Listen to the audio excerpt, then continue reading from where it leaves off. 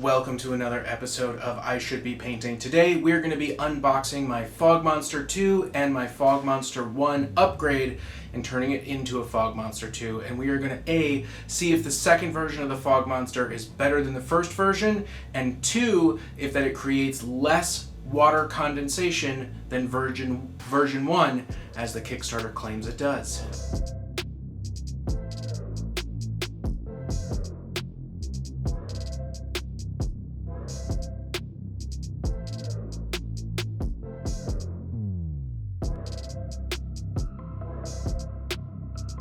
So if you haven't seen, I have a whole Making Your Promethean Pipes Smoking. It's called Smoking Promethean Pipes. Check it out in the link above. It was a really fun project and it makes your Promethean pipes smoke using the Fog Monster 1. I backed the Fog Monster 2 quite a while ago, and just like everything else, it was delayed, but it is finally here now. And boy oh boy, what an upgrade from the first to the second. This is the new one.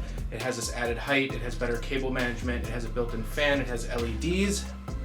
It also has dungeon game tiles that will spew smoke, but most importantly, does the Fog Monster 2 create less pools of water than the Fog Monster 1? Now, my son and I have had a tremendous amount of fun with the Fog Monster 1, both for playing miniature games as well as just playing with things like Hot Wheels and whatnot. So I'm really excited to contrast and compare the Fog Monster 1 versus the Fog Monster 2.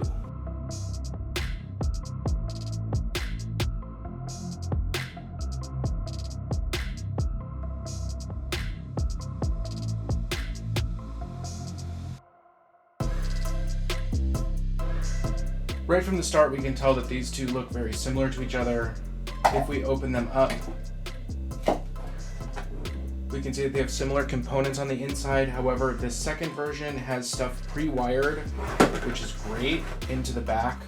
And this one is wired similarly, but not as cleanly. Also, a really big difference is that on the Fog Monster 1, the booster fan is a separate piece that attaches to this, which you have to be careful of because you have 5 volts and 24 volts, and then you have to attach it separately. On the new one, the fan is built in, and then also we have LED underside that's going to make it look even cooler. So one of the main changes is the power management. We now have a single power source. So this one power source is going to attach to the red in the top, and we have a built-in fan as opposed to this brick down here. And then we have these nice connectors, white to white and black to black, for plugging in the pump and the atomizer. So this is much cleaner. However, I have noticed that overall it looks like the length of the original is much longer, much longer. So it appears we filled in the same way, which is just dumping it into here. So we still need to prime, which we put just a little bit over the atomizer. So right off the bat, you can tell that there is a big difference between the first one and the second one. The first one turns on as soon as you plug it in, whereas the second one has a power button, which then automatically primes. And the second one, I believe, also has a remote. So right now this is comparing the Fog Monster 2 with the Fog Monster 1 with no fan. They seem to be producing about the same amount. It is kind of cool that you have this thing up here, and if I use the remote, I turn the fan on, I can change that color, which is really fun. But more importantly is that we already have a big drip of water here. Look, it just keeps spilling water out. I already have a puddle. I have no puddle here. So it is damp, that's for sure, but we're not getting a puddle. And the Fog Monster 2 has a different option where you can turn it into puffer mode, which means that instead of a continuous stream, it's just going to puff every now and again, which is going to keep your terrain even less wet. But it's incredible. Let's just demonstrate. I have a paper towel, 2 squares, Fog Monster 2 is pretty much dry, Fog Monster 1, wet, floppy towel. So the Fog Monster 2 has definitely done a much better job of eliminating this condensation problem. I don't know how. Maybe it's through some way that they're controlling it. Maybe it's through a better atomizer. I honestly don't know. I do like this puffer mode as opposed to continuous, and I like that the fan is built in. As we can see, we have the Fog Monster hooked up. They have these tile pieces that match the Dwarven forged tiles, and it pushes the fog up through these little vents, which is really, really awesome. And then you can connect multiples of these vents together, and you can make some really cool scenic terrain for your D&D game or your battlescape, and you can change the colors of them. Now, obviously, I get to paint these on my own, and I also get to upgrade my Fog Monster 1 into a Fog Monster 2. So we are going to do that right now, and the first thing we're going to do is take the top. We're going to take the top off. We're also going to make sure that it's unplugged, obviously, because we're dealing with water.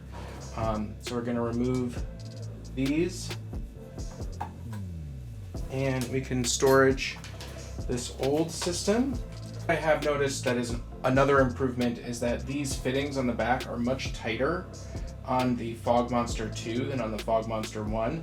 So I actually had to pull it out first so that I could get a good grip on it before plugging it in. And then we just have the same power adapter, and the nice thing is that I've been testing this. The second remote is not activating the first Fog Monster. So you can have multiple of them, and their remotes seem to be keyed. So at least a minimum of 2 will be separate. Alright, so the green one is the converted Fog Monster 1, and the blue one is the Fog Monster 2, and we're just going to let it run for a little bit and see if just the upgrade kit works for reducing the amount of fog, or for the amount of condensation.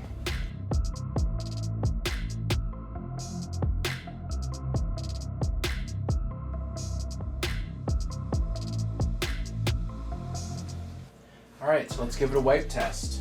So a little bit of condensation, just like the time before. And unlike the time before, not a big floppy wet towel. So we now have 2 Fog Monster 2s. It absolutely does what is advertised. It has much less condensation. They also have the new volcanic tiles, which is really awesome. I'm excited to figure out how to hook these all together and paint them. And then we can, of course, hook even more Prometheum pipes into our Fog Monster system. I have to say, the Fog Monster 2 and the Fog Monster 1 to 2 upgrade surpasses my expectations. My tabletop is not messy and drippy with water. We have amazing LEDs. We have this excellent cabling system. We have these really cool controllers, as well as new terrain that we can add smoke to, fog to, which is absolutely fantastic. I am really, really thrilled with this project, and I can't wait to get an amazing board with all sorts of smoke going around without worrying about that my mat and my miniatures are going to get all covered in water. So with that in mind, you should check out Fog Monster. There will be a link in the notes below, and let's move to our 3 featured creators of this week. Okie dokie, here we go. We are on the Instagram, and we are taking a look at the Spilled Paint Pot, who is in the process of making really awesome dioramas for his miniatures. And what I absolutely love about these little dioramas that he's creating is the story that he puts behind it. First of all, I'd just like to point out like the claws like going, you know, into the Tau and poking out through the wall, which we're going to take a look at in a little bit more detail here in a second. Is really cool. Like I also love the bright colors and the contrast.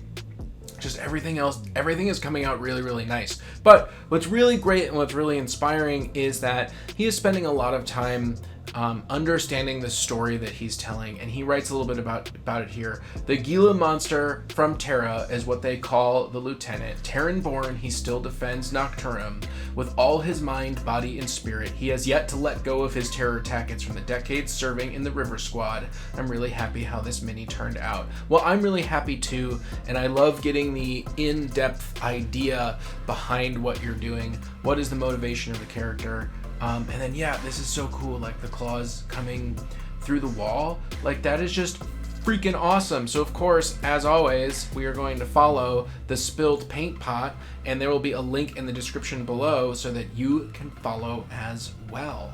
Next, we are moving on over to the CGN Discord, where we're going to be sharing 2 artists. One of those artists is Xanthiades on Instagram, and I'm going to be putting a link to his Instagram down below, as well as showing you his Instagram here in a second. But what we're taking a look at is this freaking awesome miniature. I love the customizations on it. I love the mace. It's a relic that you can take as a mace, and this is just like so cool. He's doing a fantastic job. Thank you so much for being part of our Discord and sharing your work. If you want to share your work with a whole bunch of like-minded people who will help you get better as an artist, then go ahead and join the CGN Discord, link down below. But also, you should head on over to Xanthiades. I'm sorry. And you should follow. You should follow this impossible word. Xanthiades. I'm done trying. On Instagram, but you can also, of course, see his work on the CGN Discord. So we are back on the Discord, and we are taking a look at Dan's project. He has been working on some WarCry Terrain, and it's looking absolutely fantastic. I particularly like the weathering on the bell. It's nice to see the variety of stuff that everybody is working on, whether it's Warhammer or Age of Sigmar or Marvel Crisis Protocol. Doesn't matter. It's just a bunch of people hanging out, having fun, sharing their work, getting feedback, and in the end, we are all getting better at this hobby that we love. And boy, oh boy, I think we have a Korn fan. Just a little bit. I'm sure Dave will be super happy about it. So once again, if you'd like to join our Discord and be part of this fantastic conversation along with the 200 other people that have joined, just go ahead and follow that link down below and head right on in, and you'll be able to post within minutes, and we can take a look at your hobby and you can take a look at ours. Thank you so much for joining us. Remember to like and subscribe, hit that bell button so you never miss an update. If you want to take your patronage to the next level, check out our Patreon in the notes below. And if you want to hang out with like-minded gamers, you should join our Discord. Right now, we have an amazing giveaway going. If we reach 10,000 subscribers by the end of May, which is only about 29 days away, we're going to be giving away the Piety and Pain box set, the Drukhari Codex, and the dice to one lucky CGN Discord member. So I really, really hope that we get to 10,000 subscribers. So if you want a chance to win that, 1, help us by spreading our channel, helping us get us to 10,000 subscribers, and 2, join our Discord, link down below. And as always, we'll see you on the table.